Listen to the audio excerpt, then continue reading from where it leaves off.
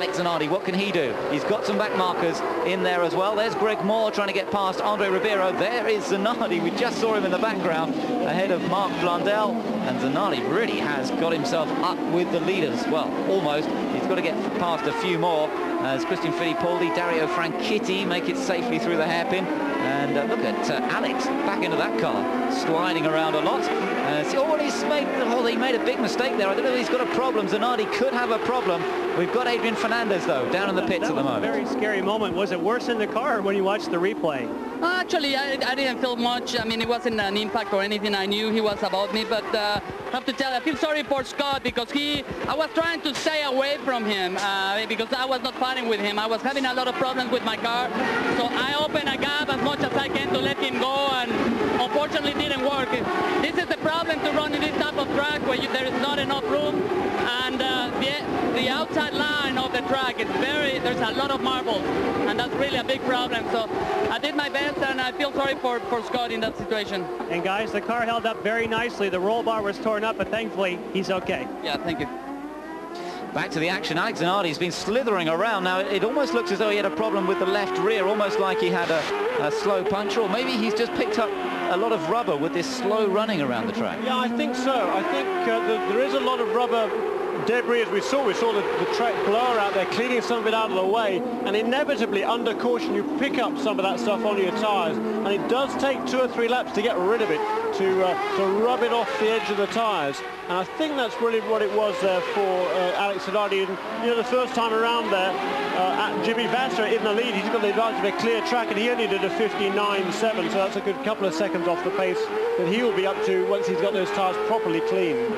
Well, look how close Zanardi is to the back of Greg Moore's car now. Meanwhile, behind him, there's a gaggle going round. But Mark Blundell, let me tell you, has just come into the pits. Mark Blundell has come in quite early on. It's on lap number 59. Oh, and look at this. Zanardi's going for the inside line, trying to get past Greg Moore. I think he's made it safely past the Canadian. And Zanardi gains another place. That puts him up into 5th place now. And remember, he dropped right to the tail of the field. There is Mark Blundell in the pits. It looks as though it's a scheduled stop, but Mark deciding to come in there and put another set of tyres on. Now, that may well be because of this problem we're talking about. It does look as though they've been suffering a lot of pickup on the tyres. He may have decided it's not worth struggling out there. That's right. And you know, we've got 41 laps to go now, 59 in the books. He reckons he can go the rest of the distance. So you might as well put a fresh set of tyres on, get out there and lead there. We saw Alex Zanardi sliding wide again there in that final hairpin. Pretty slippery out there, but that might turn out to be a pretty shrewd move. Certainly when Blundell went back out on the track, he'd have a nice clean track ahead of him. Everybody else is well out of the way. So if he can turn in some quick laps now and make use of those fresh tyres, maybe that'll turn out for him in the end. Action going on down there as Ribeiro is just trying to hold off to Ferran by the looks of things.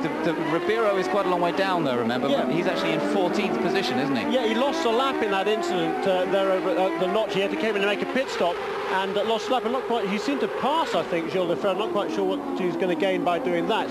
It enables Gilles de Ferran, puts Gilles de Ferran to come back now into the clutches of Alex Zanardi. And really not a whole heck of a lot to be gained, I don't think, by Andre Ribeiro in that situation. No, that's right, but Ribeiro obviously deciding to go for it anyway. Battle for 4th place then now between de Ferran and Zanardi, and what a drive this has been once again from Alex Zanardi. I just can't believe the way this guy overtakes other people. Everybody always says that overtaking's impossible in high-powered single-seaters with wings, let alone on a street track, and yet Zanardi just seems to pick his way past. He does seem to have established this reputation that he's coming through come what may, a little bit like Ayrton Senna did in Formula 1. Here in IndyCar, in the kart series, it looks as though everybody tends to see Zanardi coming up, and they're in a way, they're prepared to give him room because they know he's going to come anyway. Yeah, and certainly, you know, it was a very clean pass there of Greg Moore. So somewhat surprised Greg Moore made it quite so easy. Greg Moore has an outside chance of the championship, and he really needed to keep Alex Zanardi behind him and hope that Alex Zanardi made some sort of a mistake, but he certainly went past very cleanly indeed. Meanwhile, we hear a word from the pits that Chip Ganassi, the owner of the target car number 4, and of course the race leader Jimmy Vasser, telling Alex to take his time, take it easy, don't do anything silly at this stage. You can almost, we've got a view of him in the pits ourselves. We can almost see him there. He was leaning out over the counter with his hand outstretched, almost as if to say, take it easy, boy, take it easy. On board with Roberto Moreno at the moment, and he's lying in 10th place, doing a great job standing in for Patrick Carpentier, running with this team for the first time. Leader there is second place man Maurizio Gugelmin, with Michael Andretti close behind him. And then Andre Ribeiro, who's flying at the moment. Actually, he's putting in some quick laps, despite the fact he may be down in 14th place with a 57.0 on that last lap, which is the same pace, if not better, than these guys running in second and third. And meanwhile, now look at Zanardi. He's closed right up to the tail of Gilles de Ferran and looking for his opportunity to move up into fourth. Oh, Greg Moore slowed down, dear me. Greg Moore is slowed right down. Look at that. Oh, and that's why. It's got quite a good excuse for slowing down. He hasn't got a left front suspension that's working properly. No, it looks like he made another mistake, didn't he? I was wrong. He did make another mistake. He certainly looks like he clipped the wall there, and suspension damage there on the left front. That's rather too much positive camber there. I don't think that's quite what he needs. So it looks like the end of the day for Greg Moore and the end of his championship aspirations again. So he rolls it slowly into the Forsyth pit. And what a great shame it is on home territory once again, and so many people will have turned out today to watch him do well here, and that's 2 races in a row that have gone badly for him on this Vancouver street track. That's the way it goes sometimes. Meanwhile, the leaders are still embroiled in battle, and Zanardi now has closed right up to the tail of Gilles de Ferran. Coming along the start-finish straight here, through the left-hand kick, taken almost flat out, this left-hander. 6th gear, 160 miles an hour, building up to 181 miles an hour in 6th gear down here before breaking through a right-hand corner and down to second, maybe first gear, and Zanardi's done it again. Or has he made it? Yes, I think he has. Zanardi has gone down the inside of the Ferran, and he's now taken 4th place. This is just incredible. That's incredible. As we were on board there with Alex and I was thinking there was no way he was close enough. He was close enough for him, down the inside cleanly. Lap number 65, Jimmy Vasser leads by 1.65 seconds over Maurizio Gugelmin and Michael Andretti. But Alex Zanardi is still on his charge. He's just passed Gilles de Ferran, and Zanardi now is in 4th place, de Ferran in 5th. Let's take a look at the pass, and he just got down the inside coming into the hairpin. Pretty brave stuff. Remember, this was the corner that he lost his early lead when he went down the escape road, but he still seems to be able to brake later than anybody else. Look in the background, you see de Ferran's car moving to the right. The red car of Zanardi coming down the inside, gets alongside. There's nothing the Brazilian can do to turn in. The other car's there already, and Zanardi makes the pass stick. So he's up into 4th place now, and he's chasing Jimmy Vasser, Maurizio Gugelmin and Michael Andretti. You'll see there's another car in there. That's the blue, red and yellow car of Andre Ribeiro, but he's actually running down in 13th position. It's just that he's running quickly and he's staying with the leaders at the moment. There is Andre Ribeiro ahead of Alex Zanardi, the man on the move. 56.4 last time around for Alex Zanardi compared to 56.6 for the race leader Jimmy Vasser. He's pulled out almost a couple of seconds over the 2nd place car of Maurizio Gugelmin. So it's all change at the moment. Zanardi dropped down to 23rd position in this race, and he's now got himself up into 4th. Now he's behind Andre Ribeiro. I wonder if he's going to have a go at going past him down here into the hairpin a little bit. Yes, he does. I think Ribeiro, obviously aware of the fact that he's running off the lead lap in 13th place and was aware that Alex was behind, so he lets him through without battling that place. That's good driving, sensible driving from the Brazilian Andre Ribeiro. The race winner last year has switched to the Reynard this year and put in some good performances this season since the switch to the Reynard chassis, but he knows that he's not in the game in this one and sensibly keeps out of the way. Meanwhile, Maurizio Gugelmin's being held up by Hiro Matsushita, and that's given Michael Andretti the chance to close right up to him again. This could see a change, and they've got Alex Zanardi bearing down on them. Zanardi right front. Ooh, he just gets past Matsushita. Actually, the Japanese driver did a good job there. He saw that there were suddenly 3 cars instead of just 2 cars trying to get past him, and he kept well out of the way. Yeah, he did credit there.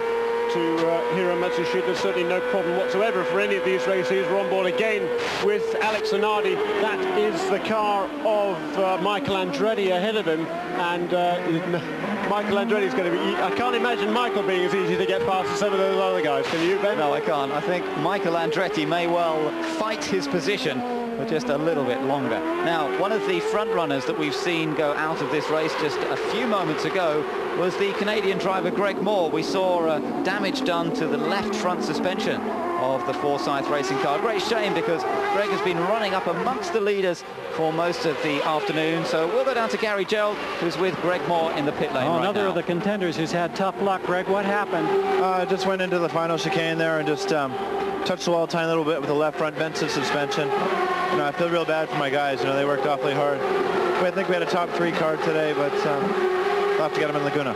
Is this one of those cases where it's hard to be patient and you get overly aggressive? You know, you want to be aggressive, but you got to be patient. And you know, I think I was being as patient as I could have been. You know, it's just, you know, I didn't pass really anybody on the track. My guys got me a couple spots in the pits, and that was good. But you know, I just a little touch with the wall, bent some suspension, and that's it for today. Thank you. Thanks.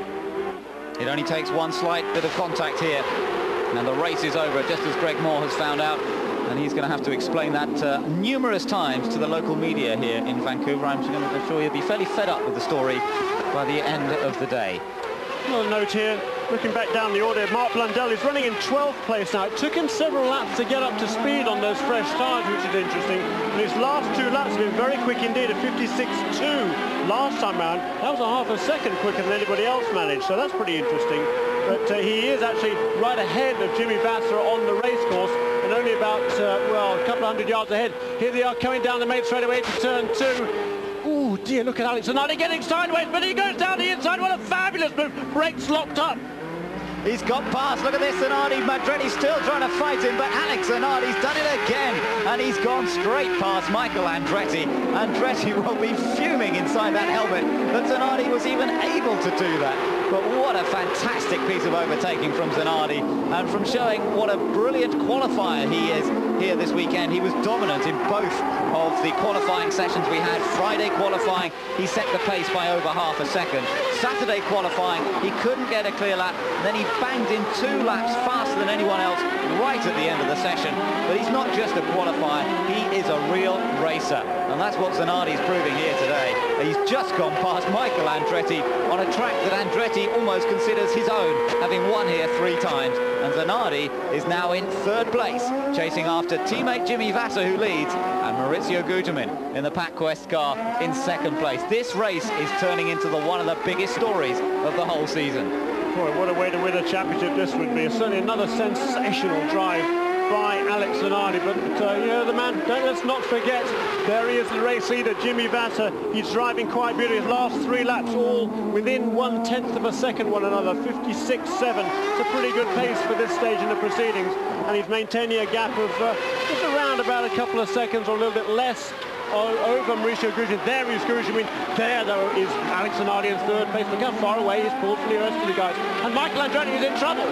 Yeah, Andretti's got a left front puncture or something. It seems to be dragging along. I wonder whether there was any contact between those two. As Zanardi flew down the inside, you could see him locked up on the brakes. You couldn't really see where Michael Andretti was, but it's a left front wheel, I think. Is it it's a left front on Michael Andretti's car. It appears to be flat. Yeah, certainly something down there. It seems to, they're changing that left front. They're putting a fuel aboard as well. But Michael Andretti, what a disappointment for the 3-time winner here. I wonder if they're going to get him back out again. Let's see. He is, it's bent. It's actually bent the suspension. It wasn't a puncture. You can see the push rod is actually bent. The wishbone's bent there as well.